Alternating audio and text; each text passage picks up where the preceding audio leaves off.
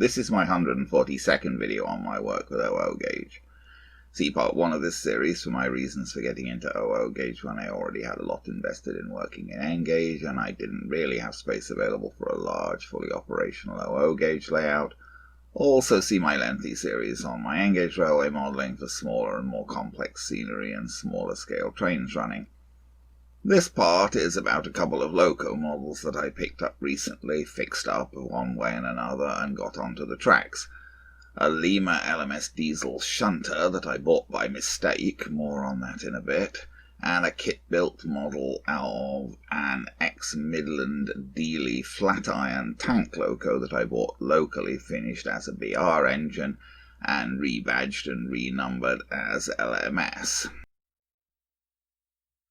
Here's the bottom of the Lima diesel. I bought this on eBay UK from Rocket Railways. Well, I didn't intend to buy this. I clicked buy it now on a listing for a Ren LMS diesel shunter, as I had been told that Ren made the best running and perhaps also the best looking version of this. But when my package arrived, what I got was this. And in fact I took this particular picture at the time of arrival specifically to make the point to Rocket Railways that I hadn't been sent what I paid for. I was assured by Rocket Railways that it was an honest mistake and offered a full refund if I return the model. But I'm in Canada and Rocket are in the UK, so rather than returning the model, I said that I would rather just keep it for a partial refund, since the Lima model was clearly worth half the value of the Ren or less. When it arrived, the model also had the loop of its front coupling broken off. I thought that the coupling was formed into the chassis, so as you can see here I fixed the coupling with CA glue, and I also put a coupling hook into it. It came without a coupling hook. This Lima model has been sitting around by my test track for a while, and it did feature in my video on restoring an old Hornby 00 breakdown crane that I picked up at the Great British Train Show in Brampton, Ontario, Canada at the end of April. I took the Lima model up to British Model Trains in Cambridge, Ontario, and when I showed it to Nigel there, he said that the coupling was actually just clipped into place on the chassis, and since he had a spare on hand, he replaced it for me, so now it doesn't have a broken coupling. The reason I took it up to show to Nigel was that I realized it was missing its front buffers, and I hoped he would be able to provide something that I could use to replace them. Nigel fished around and came up with these, not an exact match, but pretty close. They're brass and their pins were a bit too big for the holes in the buffer beam of the Lima model. I measured the pins on the replacement couplings. They were just under 2mm, as you can see here. I used a 2mm bit in a pin vise to open out the holes in the buffer beam of the Lima model. I fitted the new buffers. I needed to file their pins a bit to smooth them round and get them in place, and then I touched them up with some black paint. So here we are, new non-broken coupling and new buffers. I got the model back on the test track. It ran in both directions, but not terribly well. I bought the Flatiron model from British Model Trains at the same time as I took the Lima up. The Flatiron came in this box, which is from the kit the model was built from. This seems to have been a very popular kit, as models built from this kit are about the most common kit-built models to turn up for sale. As a matter of fact, I did already have a model built from this kit that I bought a while ago. That one, as seen here, is finished in LMS Crimson. The Midland Railway 2000 class of 064 side tank locos were built by the Midland Railway to the design of Richard Deeley around 1907.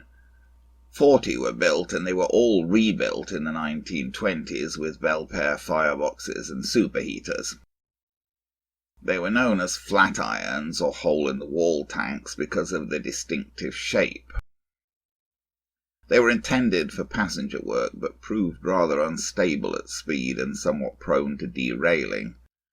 All 40 passed to LMS ownership upon amalgamation in 1923, and the LMS classified them 3P, although they were sometimes also used for freight work. Now, the example that I picked up recently from British model trains has been finished as a British Railways loco, which is a bit odd since no Flatiron was ever run by British Railways. They were all withdrawn by the LMS in the 1930s, with the last of them being taken out of service in 1938. So the biases of the previous owner were clearly the opposite of my own. I won't have any British Railways model on any of my layouts. My family worked for the Midland Railway and then the LMS and then British Railways, but our experiences with British Railways were not happy. The last member of my family driving for BR was killed in an unnecessary accident in the 1950s, and the family had great difficulty getting decent treatment for his widow from British Railways. In general, my feeling is that British Railways, despite starting with high principles and high hopes, became a shabby organisation that failed its staff, its passengers and its country, and I don't look upon British Railways with any fondness, although having been born in 1952, my own personal experiences of rail travel in the UK were with BR. Anyway, I model in 00 gauge LMS operations before World War II, for which the Flatirons are entirely appropriate, so I bought this model with the intent of remarking it as an LMS engine. The model was built as intended by the kit on an old Triang 060 chassis, so it had a standard late-period Triang coupling on the front. On the back it had a coupling loop mounted to the back bogie, but no provision for a coupling hook. Here's the model from the bottom. It was fitted with renumbered wheels. The chassis used an X04 motor, but I think the gearing has been changed. The wiring to the pickups was a tad eccentric and clearly not the original Triang arrangement. I find that pickup arrangements can often be a bit of a problem with kit-built models. These pickups looked a bit crude, but at least they seemed to work quite well. Here's a close-up showing the renumbered wheels and the main driving gear, which, as I say, I believe is a replacement, perhaps also by renumbered. I was a bit dubious about the arrangements for the rear bogie, and we'll see a bit more on that later. I started my rebadging attempts by attempting to remove the British Railways markings. I rubbed some isopropyl alcohol into the decals with a cotton bud, and then picked at the softened decals with the point of a knife. I was able to remove the British Railways markings, but I did damage the paintwork somewhat. The back 3-link coupling fell off during this process. I glued it back in place, but I later ended up removing it as it got in the way of using the coupling loop to actually couple rolling stock. The Flatiron locos were numbered from 2000 to 2039 by the Midland Railway, and the LMS retained those numbers. Whoever finished this model added a 4 to the front of the number, which is indeed what BR likely would have done if any of the class had actually continued into service until nationalisation. So to return the model to LMS numbering, I just needed to remove the initial 4s. By the way, number 2000 was one of the last to be withdrawn, taken out of service by the LMS in 1937. And now there's a train going by outside. Okay, now the train's gone, I shall continue. I removed the 4s on both sides of the cab and touched up the paint. Actually, I thought that the numbers were probably too small to properly reflect LMS practice, but I wasn't sure enough about that for me to go to the trouble of completely removing the numbers and replacing them. I also just removed the initial 4 on the front of the smokebox door. Next I redid the black paint on the sides of the tanks. So now I had the model renumbered and repainted. Not perfectly, but I felt that I could live with it. There was an etched maker's plate on the front of the left tank, a very nice touch. At this point I turned my attention back to the Lima diesel. It wasn't running well, making a lot of noise and using a lot of power. That is rather typical in my experience for Lima models, but still I felt that I could perhaps improve it a bit. I started by getting it into the service cradle and using my powered brush and scraper to clean the wheels. To remove the body, I first needed to remove the front screw on the bottom, just behind the front coupling. Then the clips at the back could be popped out of the holes in the back buffer beam, allowing the body to be removed. The model was fitted with Lima's pancake motor. It seemed to be running okay, so I didn't completely disassemble it. I just oiled the axles and the pivot points of the rods, and I oiled the motor bearings a little and used some grease on the gears. I got the model back onto the test track. It did run using less power and making a bit less noise, although it was still fairly noisy and jerky. And back to the Flatiron. I figured that this set of HMRS press-fix transfers should be a good source for the LMS lettering for the model. The set provides several styles of lettering. I believe that plain straw lettering would be appropriate for the Flatiron. I looked at some pictures of real Flatiron locos in LMS service to see how the lettering was applied. Here's 2027 coupled to a passenger train. Here's 2003 in a siding. Here's 2037 pulling a passenger train tender first.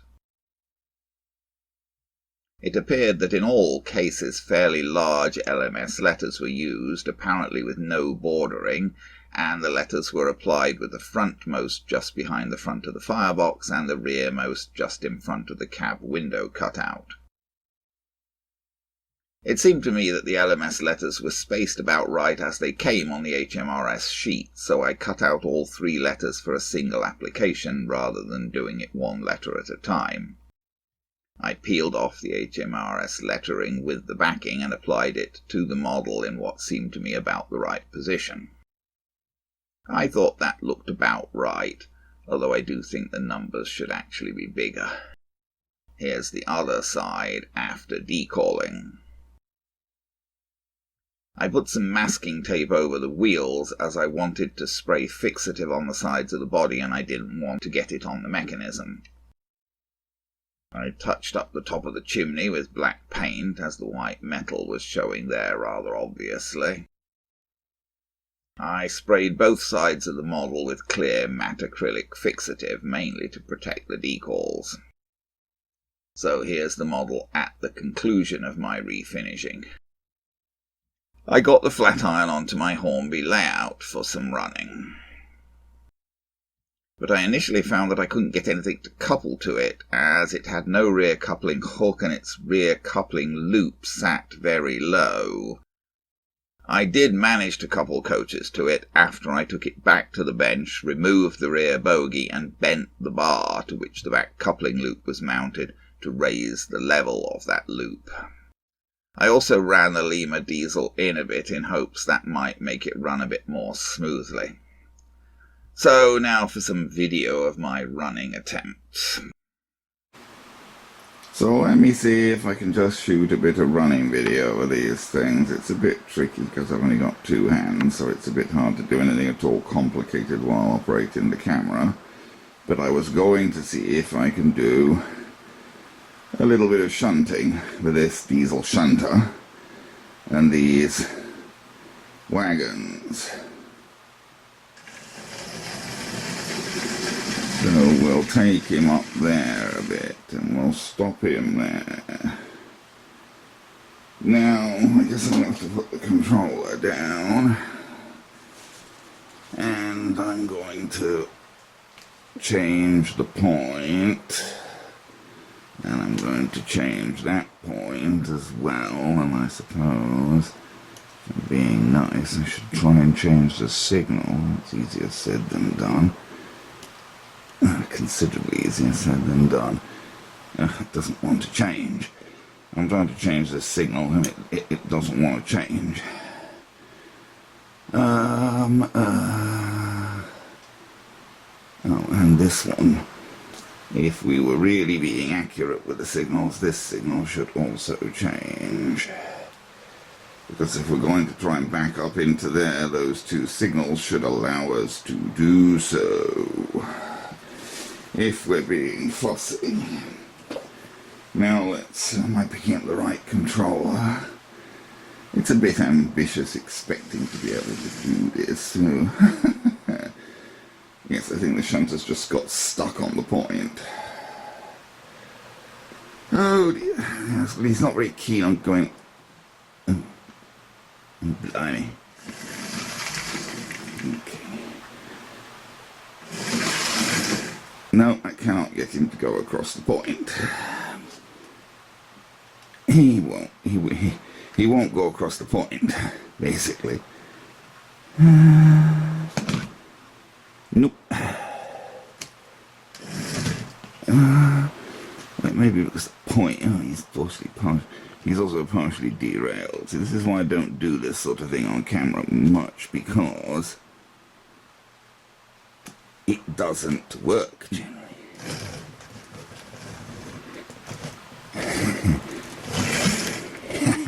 I have to grab that. I'm trying to grab the... I grabbed the controller just before he crashed into the... Well...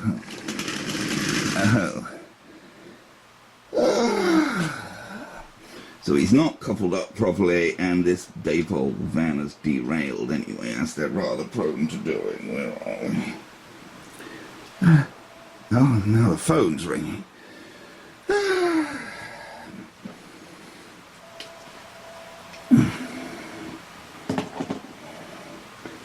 And he isn't coupled up worth a damn anyway. What you want, of course, is little men to do your coupling up, rather than trying to rely on... Well, and he's now decided to move, and the dipole van has derailed again. Yeah, those dipole vans are terrible derailers, I'm afraid. Probably shouldn't have included one of those in this exercise, because they're known for being horrible derailers. I can't get this stuff right. Is that railed? Oh dear. Because I can't pick that up because it's not attached. Oh, the heck with it. Well, I probably shouldn't have even included that dipole van, because they're notorious for derailing. But let's see if we can go back and pick up the other half. Famous last words.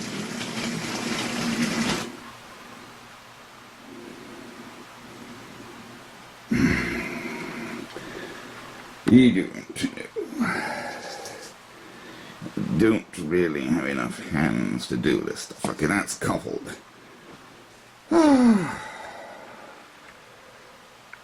That's coupled, but the engine is now stuck again on the point.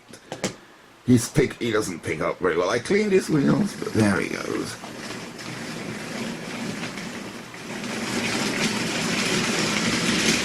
Oh, that's... Now some other wagon has derailed. Actually, I think that was another dipole wagon, but we can try. Oh, and now the engine won't go again.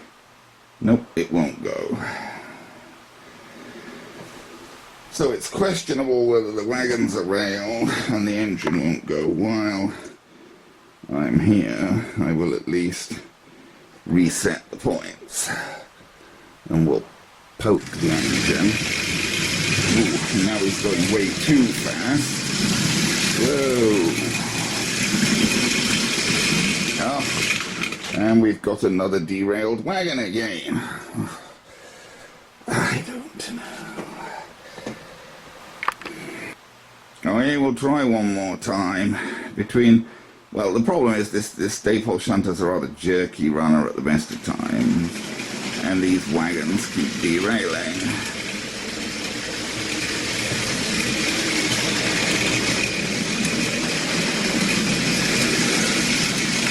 Ah, that blithering Giggleswick wagon's derailed again. This is the offender. It's this blasted Giggleswick wagon. It keeps derailing. Well, I re-railed that perishing Giggleswick wagon and put a lead weight in it. See if that'll help it to manage to move. Where are we? I've lost the train. Without derailing.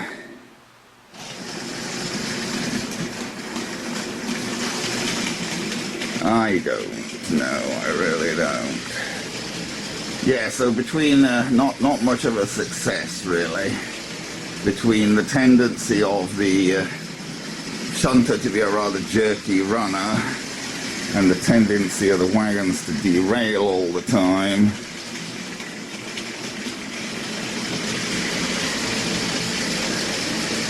Well, putting that lead weight in that Giggleswick wagon has perhaps induced it to stop, maybe, if we're lucky, induced it to stop derailing, and at least this diesel Shunter now has got bumpers on its front, buffers.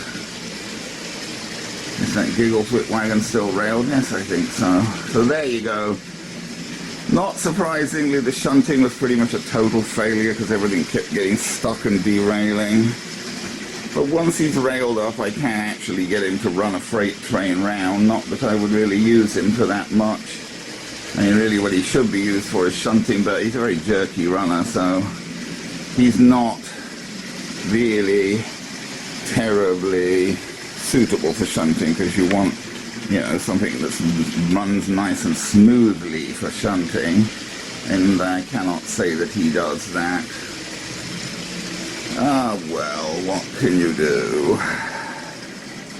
I'll stop him in the station, not that there's any particular reason to stop a goods train in the station, but in the station there I've got the Flatiron hooked up, well, I hope he's hooked up to the Caledonian carriages now. Well, of course, because his back coupler's very iffy, it's a bit questionable whether he is hooked up, but we can try. Come on. No, he's not going. Nope. He's not going.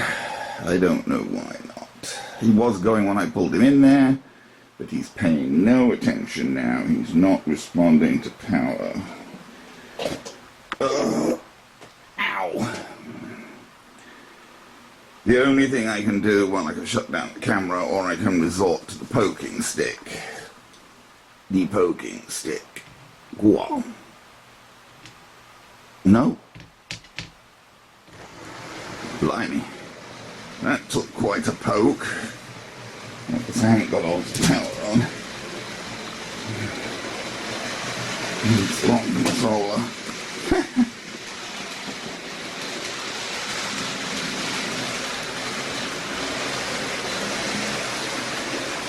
Yeah, I mean, he's not the world's best runner, but he's got an old XO4 motor in him. But it's been tuned up, I think, and he's got Romford wheels, and actually I think a Romford driving gears. Well, there, he's run in now. Why he took so much poking to get him started, I don't know. And he's pulling those three rather nice ex-Caledonian carriages out of the LMS, what was it? No, it was the Caledonian, the last single-wheeler set. Yeah, they came with the Caledonian single, the last single-wheeler set that came with the Caledonian single engine in crimson, and these three rather nice ex-Caledonian coaches. So there you go. Anyway, there's the kit-built Flatiron going round after a bit of a poke to get him started. And now, of course, running as an LMS engine, although he came to me as a British Railways engine.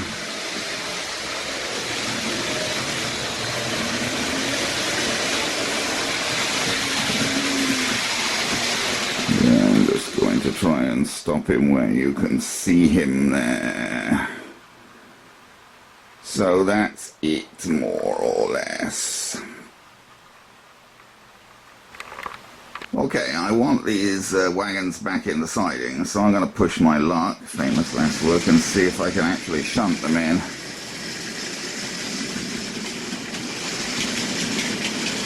Get the back of the train beyond the point. I don't think I'm going to bother to set the signals. There's a limit to how much, given that nothing works anyway. What the heck? Well, of course, we will set the point. So the problem is, can I get this to go backwards gently enough? Or at all? No, that stupid Giggleswick wagon's derailed again, even with the lead weight in it. He's a real derailer, isn't he? He's just terribly prone to derailing, that Giggleswick wagon.